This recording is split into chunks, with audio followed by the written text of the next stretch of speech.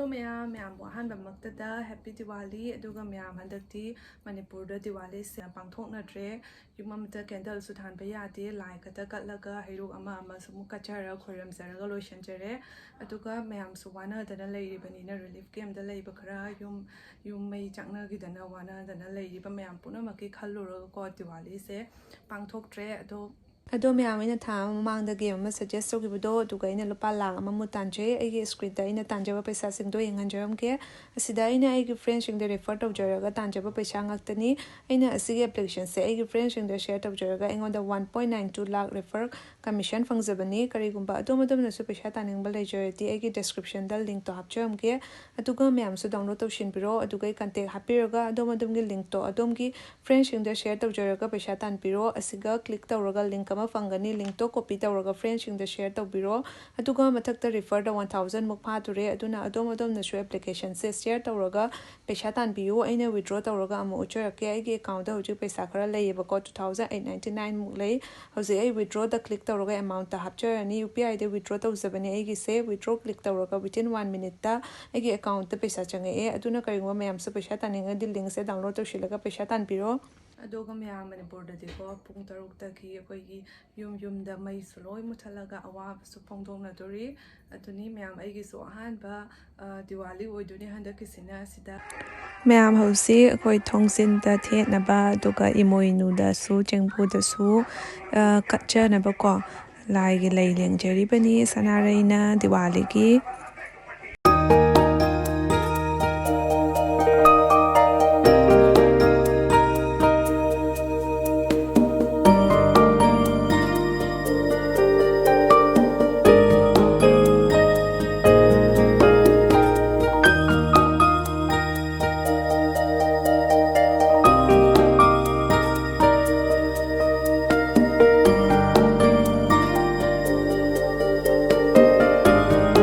Asai deng jagiba leido chengpu da su kachare aduga imoinu da su ma katani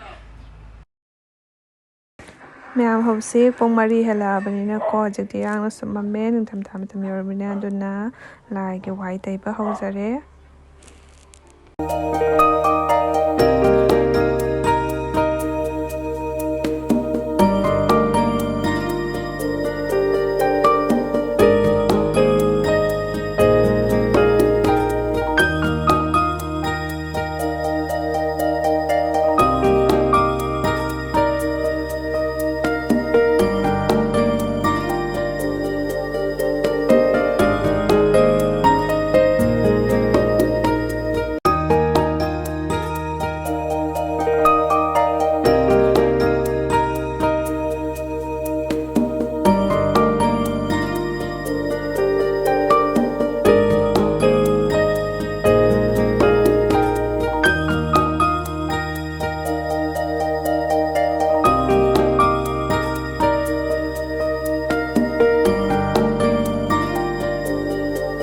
wai de bisulore aduna yum se taring bompai na khikto aga sengdo ibani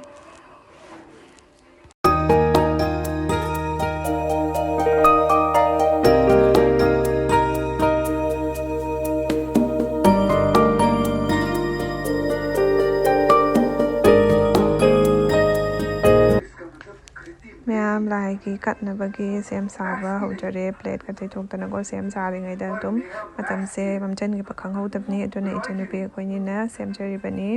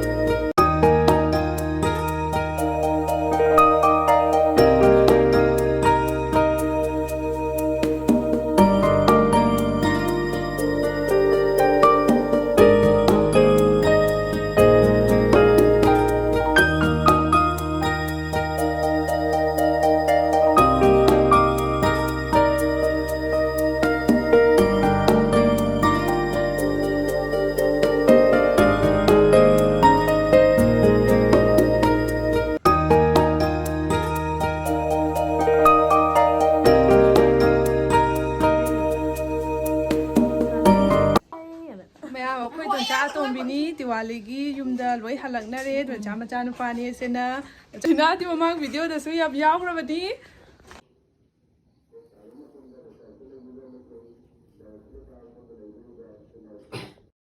Ma'am hauji pung taruk tarmina yum sumai loi muthanare pung mamme Diwali su mandre ba handak ko Manipur da su awaba hajik tari banina Diwali su pangthokna dre aduga ma'am awaba su yam thona loirashanu koi ma'am gi punsi da su hana gi dauna nungaina hingba punsi do amuk